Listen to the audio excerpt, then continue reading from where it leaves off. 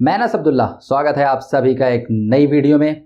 Israel Palestine में जो कुछ भी घटित हो रहा उसमें कुछ बहुत ही महत्वपूर्ण पहलुओं को हमें अनदेखा नहीं करना चाहिए। आज की इस वीडियो में मैं कुछ बहुत ही अहम पहलुओं की ओर आप सभी का ध्यान आकर्षित करूंगा। इजराइल पैलेस्टाइन के इस पूरे विवाद में ज्यूइश कम्युनिटी दो भागों में विभाजित हुई साफ नजर आ रही है। ये लोग पहले भी थे लेकिन हमें नजर नहीं आए। ये मुस्लिम दुनिया का दुर्भाग्य है। इसे आप माने या ना माने, लेकिन यहूदियों को लेकर हमारे यहाँ मुसलमानों को शुरू से नेगेटिव थॉट्स फीड किए जाते हैं। जैसे कहीं कुछ भी होता है तो तकिया कलाम के तौर पर ये कह दिया जाता है कि ये यहूदियों की साजिश है।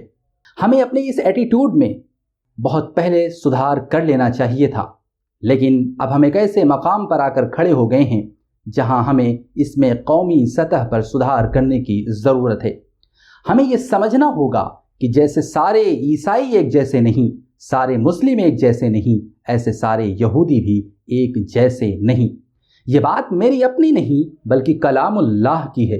अल्लाह ने कुरान की सूरह नंबर 3 सूरह आल इमरान आयत नंबर 113-114 में फरमाया, सब अहले किताब एक जैसे नहीं, उनमें एक गिरोह अहद पर कायम है। वे रातों को अल्लाह की आयतें पढ़ते हैं और सजदा करते हैं। वे अल्लाह और आखिरत के दिन पर ईमान रखते हैं और भलाई का हुक्म देते हैं और बुराई से रोकते हैं और नेक कामों की तरफ लपकते हैं। ये नेक लोग हैं और जो नेकी भी वे करेंगे उसकी नाकदरी नहीं की जाएगी और अल्लाह परहेजगारों को खूब जानता है।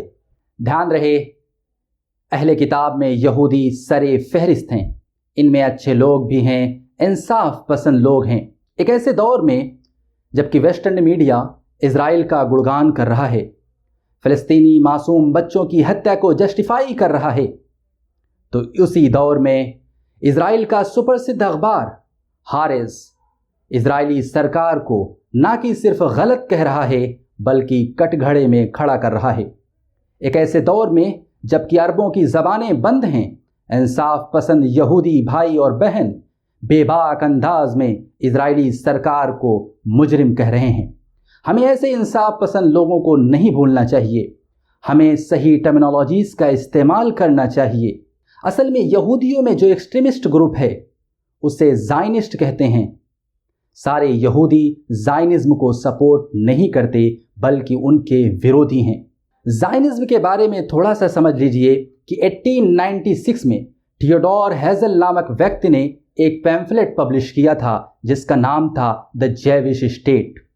1897 में थियोडोर हेज़ल ने स्विट्ज़रलैंड के बेसेल में ज़ायनिस्ट की पहली मीटिंग का नेतृत्व किया। इसलिए थियोडोर हेज़ल को ज़ायनिज़्म का फाउंडर माना जाता है। 1897 में ही the Jewish state in Palestine movement की शुरुआत मानी जाती है। इसलिए जब हम शिद्दत पसंदों की बात करते हैं तो हमें यहूदी शब्द का प्रयोग करने के स्थान पर ज़ायनिस्ट या ज़ायनिज़्म टर्म का प्रयोग करना चाहिए, जो ज़्यादा एप्रोप्रिएट होगा। क्योंकि जब हम यहूदियों के ख़िलाफ़ कुछ बोलते हैं तो सोशल मीडिया का एल्गोरिदम और उसका एआई सिस्टम उसे एंटी सेमिटिज्म कैटेगरी में डाल देता है, जिससे हमारा कंटेंट भी रेस्ट्रिक्ट होता है और जाने अनजाने में हम पूरी कम्युनिटी को टारगेट करते हैं, जो कि सही नहीं। आज पूरी दुनिया के बड़ी संख्या में यहूदी सड़कों पर हैं। वो फ़लस्तीनियों के हक़ में आवाज़ उठा रहे हैं, बड़ी बड़ी रैलियों को लीड कर रहे हैं, सीज़ फायर की अपील कर रहे हैं। यूएसए में बड़ी संख्या में यहूदी भाइयों ने अपनी गिरफ्तारियां भी दी। यूएसए में वो यहूदी संसदों के घरों के बाहर, दफ्तरों के बाहर उनका धरना प्रदर्शन जारी है। वो इस बात की मांग कर रहे हैं कि वो यूएसए की पार्लियामेंट में ये बात कहें कि इजराइल पैलेस्टाइन में जो कुछ भी कर रहा है वो ना कि सिर्फ गलत है बल्कि जेनोसाइड है। हमें ऐसे इंसाफ पसंद लोगों को नहीं भूलना चाहिए। इसी का परिणाम है कि बेका बैलेंट यूएसए डेमोक्रेटिक पार्टी की पहली यहूदी संसद हैं जिन्होंने सीज फायर की मांग की है। यहाँ पर मैं कुछ जेविश ऑर्गेनाइजेशन का नाम लेना चाहूँगा। If not now USA based Jewish की ऑर्गेनाइजेशन है, कम्युनल हार्मनी पे काम कर रहे हैं और इजराइल के ऑक्यूपेशन को गलत कहते हैं। अभी इजराइल गाज़ा में जो कुछ भी कर रहा है उसके खिलाफ पूरे यूएसए में बड़े पैमाने पर बड़ी बड़ी रैलियों को लीड कर रहे हैं। जेविश वॉइस फॉर पीस ये भी यूएसए की ऑर्गेनाइजेशन है, वो फ़लस्तीनियों की हक में सड़कों पर हैं। इसलिए हमें ऐसे इंसाफ पसंद लोगों को नहीं भूलना चाहिए। इंसाफ पसंद यहूदी फ़लस्तीनियों के हक में ज़ायनिस्ट ग्रुप से लड़ रहे हैं।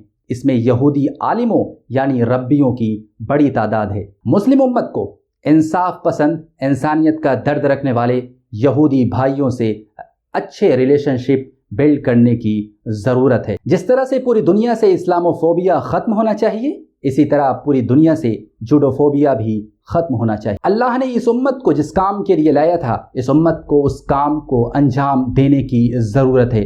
अल्लाह ने इस उम्मत को पूरी दुनिया के इंसानों की भलाई के लिए लाया गया था, और हमें ये ध्यान रखना चाहिए कि इंसानों में यहूदी भी शामिल हैं। पूरी दुनिया में हमारे साथ जो कुछ भी हो रहा, उसका सबब सिर्फ एक है कि बहैसियत उम्मत हमारी जो जिम्मेदारी थी हमने उसे ना अदा किया और पूरी दुनिया को अपना हरीफ बना दिया। मोहम्मद रसूलुल्लाह सल्लल्लाहु अलैहि वसल्लम ने पूरी दुनिया से दाई और मदऊ का रिश्ता कायम किया था। अल्लाह ने इस उम्मत को पूरी दुनिया के इंसानियत की फलाह के लिए लाया था। कुंतुम खैरा उम्मतिन उखरिजत लिन्नास, हमें पूरी दुनिया के इंसानों की भलाई के लिए लाया था। इसलिए इस उम्मत की बका और तहफ़्फ़ुज़ पूरी दुनिया के इंसानों की भलाई में जीने में ही है। जब हम ऐसा करेंगे तो फिर अल्लाह ने कुरान की सूरह हामीम सूरह नंबर 41 आयत नंबर 34 में कहा, भलाई और बुराई दोनों बराबर नहीं होती, तुम बुराई का जवाब भलाई से दो, फिर देखोगे कि तुम्हारा दुश्मन भी तुम्हारा दोस्त बन जाएगा। उम्मत को इस पर गौर करने की ज़रूरत है। अगली वीडियो में मैं इस पर प्रकाश डालूंगा कि सेकेंड वर्ल्ड वॉर के बाद पूरी दुनिया में पीस की, शांति की सबसे ज़्यादा ज़रूरत किसको है। मोहम्मद रसूलुल्लाह सल्लल्लाहु अलैहि वसल्लम का अमन के क़याम में उसवा क्या है। 21st सेंचुरी में उम्मत मोहम्मद पीस के क़याम में, अमन के क़याम में अपना क्या किरदार अदा कर सकती है। फ़िलहाल इस वीडियो के लिए इतना ही। मुझे यानी अनस अब्दुल्ला को दीजिए अनुमति। मिलेंगे नेक्स्ट वीडियो में, तब तक के लिए धन्यवाद।